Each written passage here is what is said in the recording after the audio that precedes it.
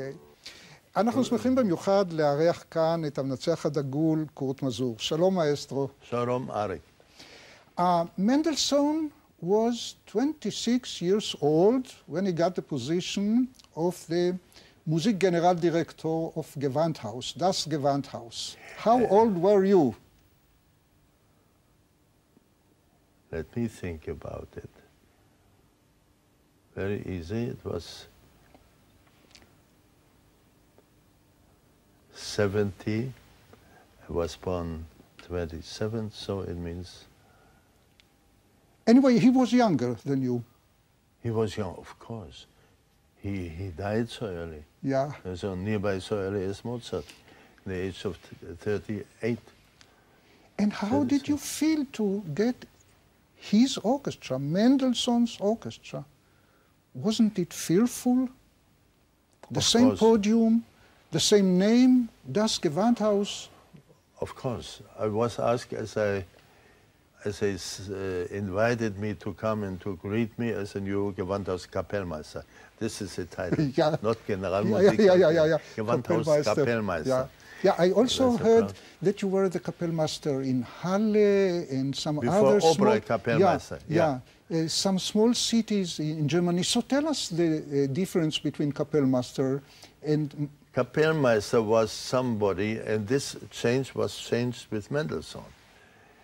Kapellmeister only came if the Kapelle was singing. I see. The orchestra played without conductors before.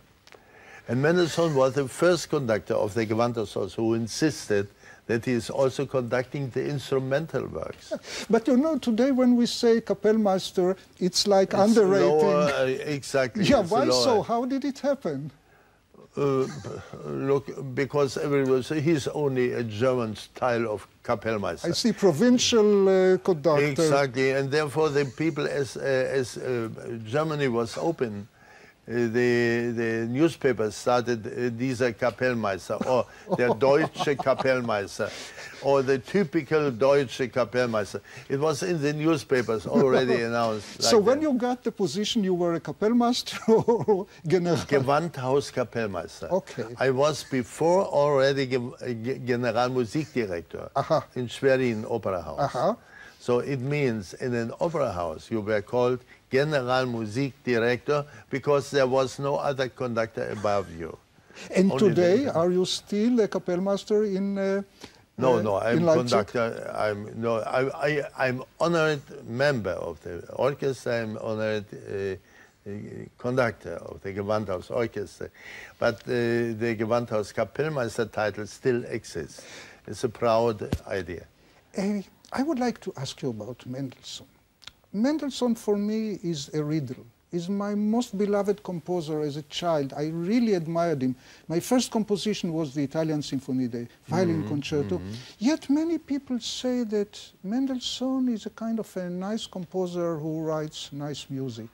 Yeah, I always say Mendelssohn was not killed through the Nazis. He was killed before already by the music critics of the time. After he died, his great influence came to a reaction that everybody says, forget him. But we must imagine at that time, he continued his style of music making, of composition, in the classical way, classicistic style. And he composed this Italian symphony at the same time as Berlioz composed a fantastic symphony. Yeah. This is like 2 centuries from each other. And you must imagine that this confrontation with Wagner, with Berlioz, with all this kind of grandiose music, and then in said, nice, but the others was important. And this confrontation. And I would like us to listen to this, so to speak, sogenannte nice music, which for me is just the most beautiful on earth.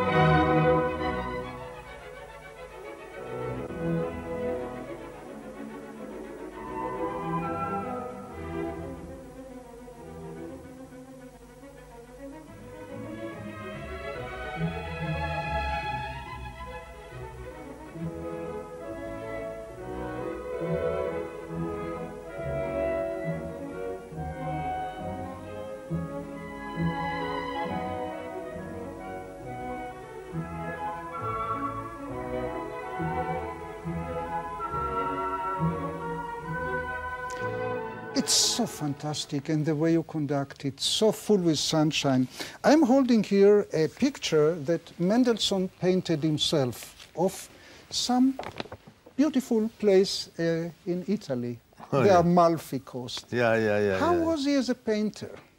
He was as professional as a musician. Do you feel some similarities between the painting and the music? Absolutely, absolutely. You must think about a man who was so genius that he could really, he was able, if a pianist cancelled the evening concert, to play the evening Beethoven Third Concerto. He was able to compose. His letters are the most genuine literature and description of that time. More than 7,000 letters he wrote. And the pictures were so professional. And I tell you one thing, one experience as we came to Naples with my orchestra Gewandhaus, and we sat very often near the coast to eat or to drink in a restaurant. And we came back home in Leipzig and we looked at the pictures of Italy. There was a restaurant at the corner of the water where we sat all the time. It was painted by Mendelssohn also. So he said the same thing. Look, he was like a photographer, but so fantastic in his imagination, how he finds his style. And this was the same in his paintings as in the music. With the subject he was treating, with the music, he could change his style immediately. And his writing is so perfect, you feel that this symphony was ready-made in heaven, like Mozart, and yet he was always unhappy. He was never satisfied. He never actually finished to write the Italian symphony. That's amazing. Yeah, look, I think because he spent more than 10 years also in Rome, and he painted the Spanish scale in Rome, which is a very famous place, especially for meeting of young people.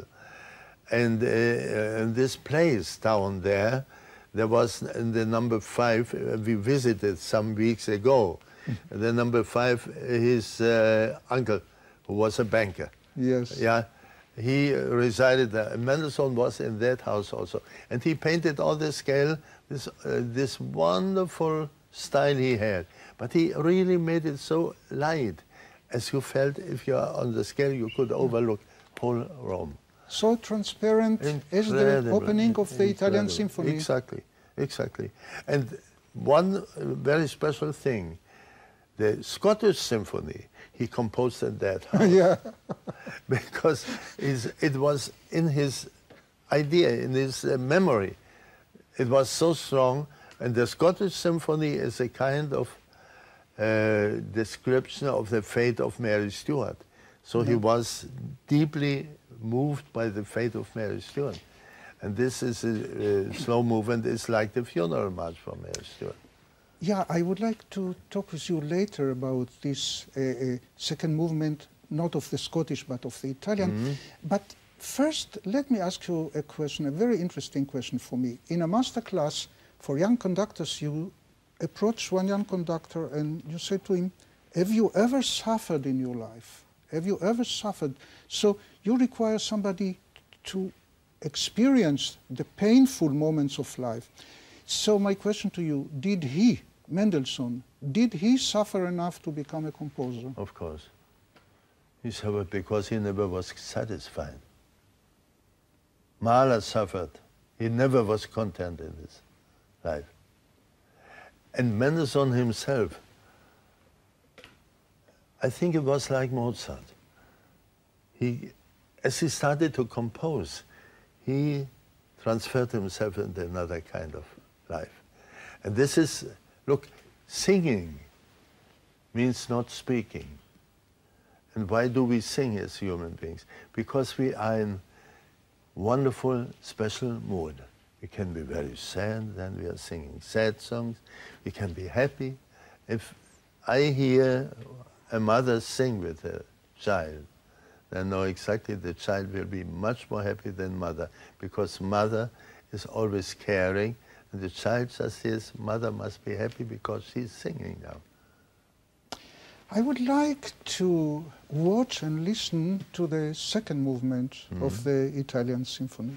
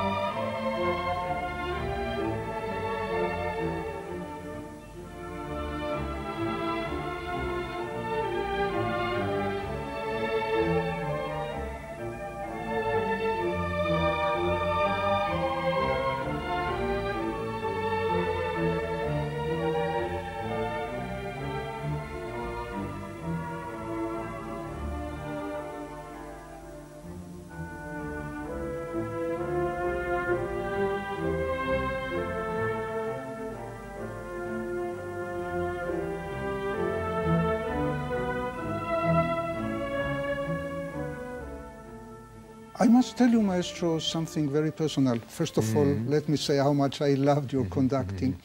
But when I hear this music, I feel it is very, very Jewish. Do you share the same feeling?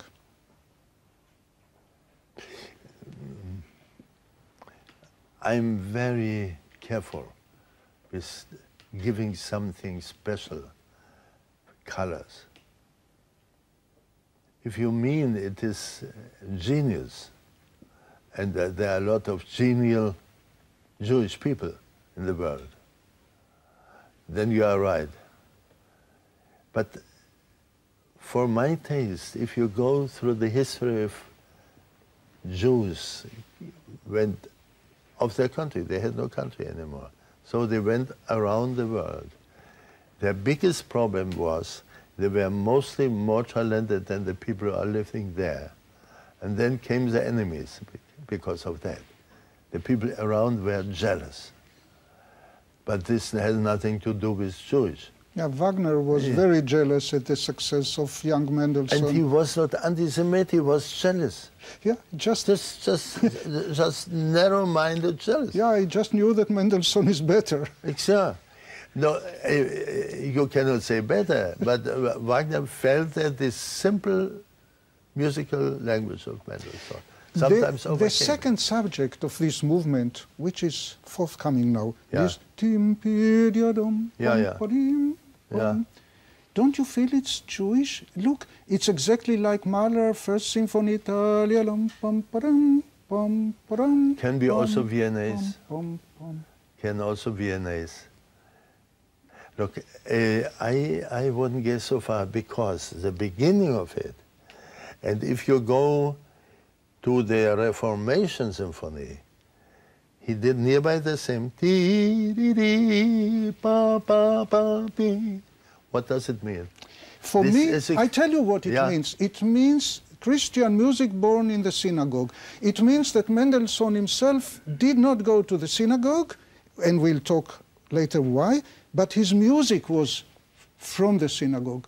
You know, I strongly feel, I know that the picture is in the eye of the beholder, and I'm Jewish, and I'm not objective. You should be proud, of course. And that's why I'm asking you, because I'm fascinated by your observation, because there is nobody in the world today knowing about Mendelssohn as much as you.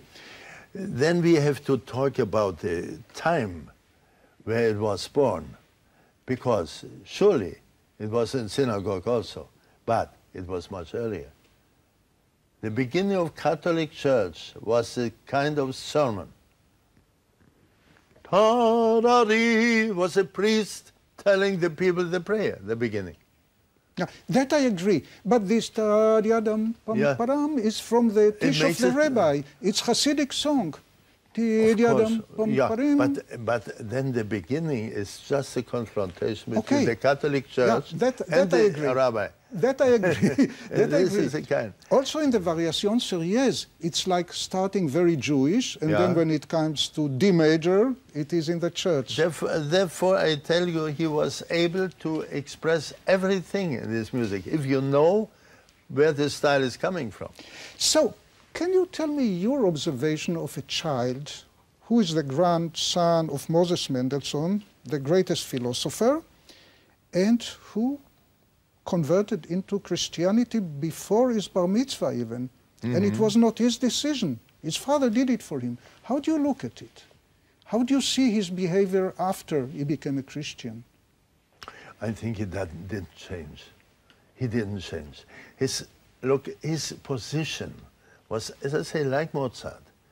He suffered with the other people. He cared for other people, Mendelssohn, as we know. He fought for his musicians in Leipzig if they didn't get enough salary. And the other point, he was so demanding also for the orchestras that he always wanted to reach out for the highest possible level. And this was his main point. The main point was not think about I'm Jewish or so. The only time as he expressed it in a joke was after he has performed Bach Matthew Passion.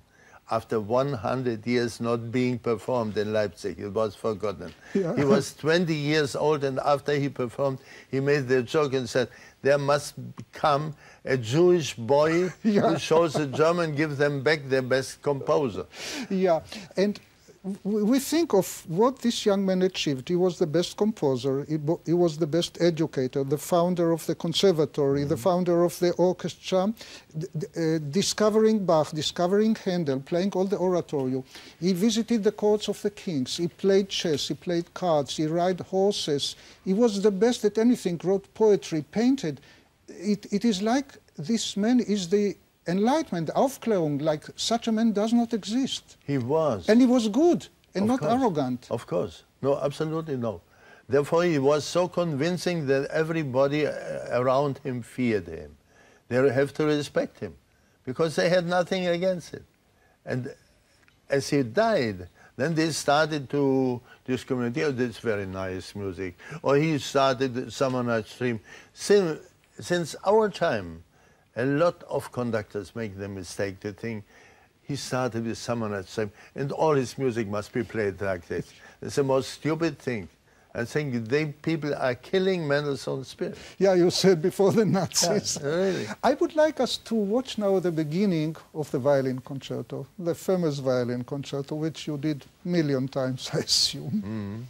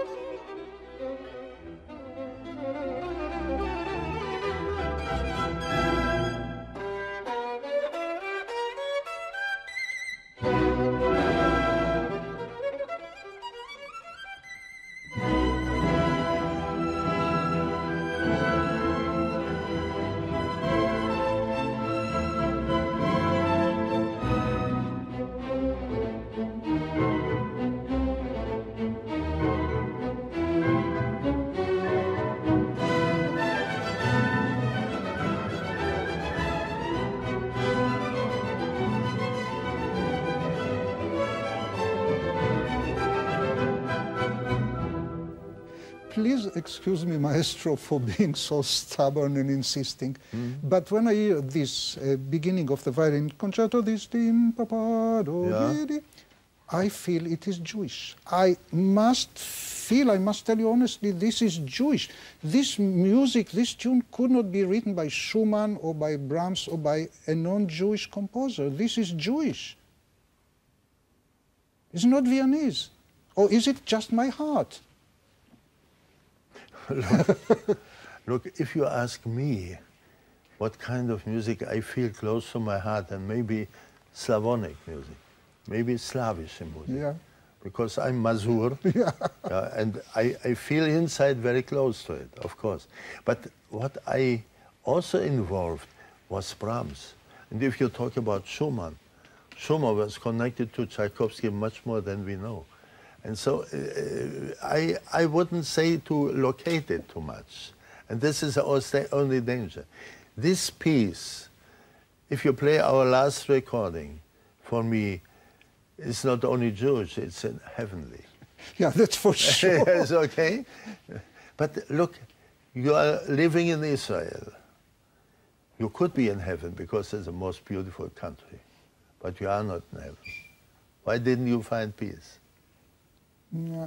That's my question. Yeah. Look, it's not polemic, but I would say there's a kind of spiritual level where we agree absolutely. And some happiness only can be in music. And as long as we are belonging to reach out for that, as long as we are still alive.